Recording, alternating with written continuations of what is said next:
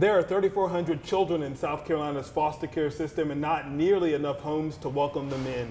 Thornwell wants to change that by licensing more than enough homes for all children and youth in need. Not everyone, of course, will foster, but everyone can do it. So we want to give you all the information that you need to know. We have Kaylee Lindquist here from Thornwell to tell us more about it. Kaylee, always good to see you. So thank you so much. We're so glad to be here. Yeah, it's always like, where will Jamarcus and Kaylee be next? We've been in strawberry fields, we've been on the farm, we've done all types of great things, but Thornwell has been around for a long time, 1875, I do believe? Nearly 150 years, and in that time, we have innovated and adapted and changed to meet the needs of children and families and the systems that are in place to serve them. And of course, school is coming back, and we already came in and led to the segment with 3,400 kids need homes. And so South Carolina ranks pretty high when it comes to the need. And you said during the back to school time, the need goes up.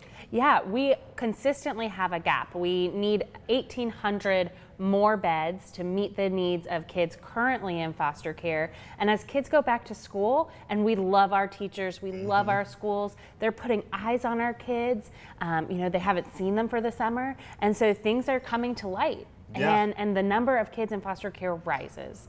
And so that gap expands. So we need families to step up and help us fill that gap. And everyone wants to say, yes, I have room in my heart for another child in my house, but how does it work? Is the process difficult? Do I have all the resources needed to do it? And you know it because you've done it. Yep, I've been a foster parent for almost 7 years. We've got a team of foster parents at Thornwell, and of course there are incredible foster families all across the state. And I think all of us start with, but can I really do it? Am I going to be good enough? Do I have what it takes? And yes, we want you to start with, you've got enough room in your home, you've got room in your heart, you've got some patience, because these kids are gonna have needs that need to be addressed. But really, everyone can do something. So even if it's not opening your home right now, there are so many ways that individuals, families, small groups, and communities can pour in and support not only children and families before intervention is needed and kids enter foster care, but once they're in those foster homes, how can we help foster families persist? And of course, your ultimate goal is to get those kids back to their families. Right. That is your goal. As long as it's safe and appropriate, and of course, we don't ever make those decisions. That is a judge.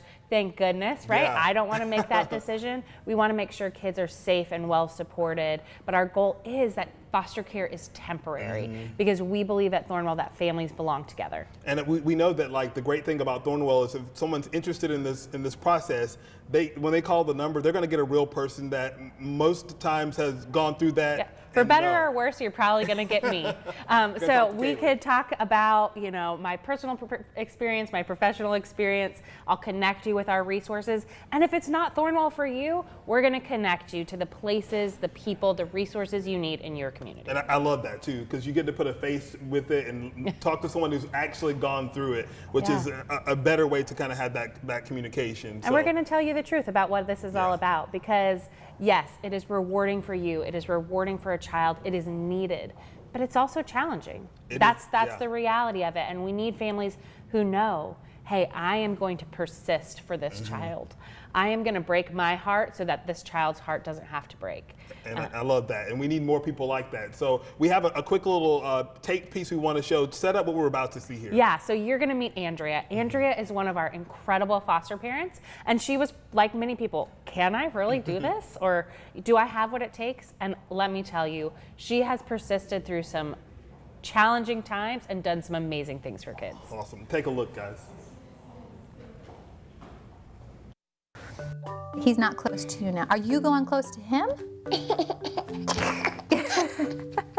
We started fostering about 6 years ago. We started out kind of shallowly, like we just had extra plates in the house. I'm like, we've got extra rooms, extra plates, like it's that basic, we can do this. And so then we met with Thornwell and just had a conversation, went ahead and filled out the application, kind of feeling like we're not really, I don't think we can do this, but we're just gonna like fill out the application, maybe we can help other people who can do this. And you just wanna help and you don't think you can do it, but it turns out you can. For us, it started off just doing respite, but then we saw other families at the trainings and the conferences and realized they look just like us, as in there was a lot of diversity, but they weren't waiting until they had finished having their own kids.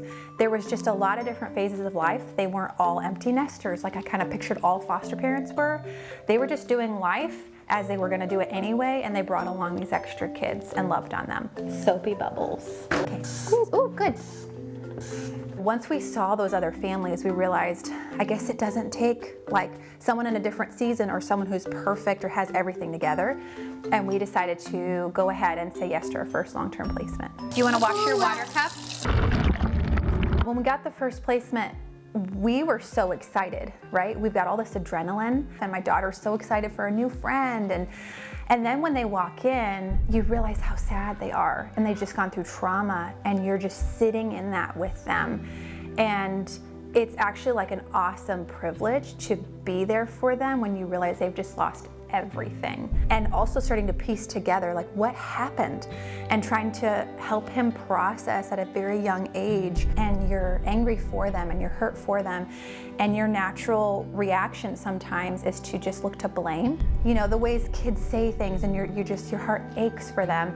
And you realize, even though you're excited to welcome these kids in, that you're on a path with them that is hard, and also because you're willing to foster, they don't have to be alone through it. And then you see that moment outside when suddenly they're playing, and you thought they would never play, and they're playing with your kids and they're bonding, and there's joy, and you realize, wow, there's a whole nother side to this kid.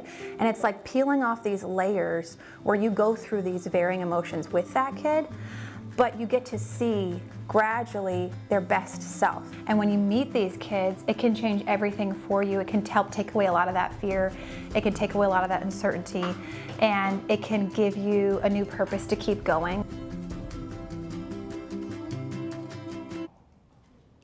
A real life testimonial there, and that probably moved a lot of people to do something. So Kaylee, you're talking to the folks at home that say, you know, I think now is my time. What is the first step for them to do that? Yeah, do something. Pick up the phone, call us, get in touch with Heartfelt Calling, which is DSS's general intake for foster care and adoption. And they can also go to your website to kind of find out more about your procedures and how to get involved with what you guys do. Of course, thornwell.org, and we can't wait to talk to you. Awesome. Thank you so much, Kaylee. We really appreciate it. You guys got to tune in to see where Kaylee and I go next. You never know, right? Yeah. Appreciate it.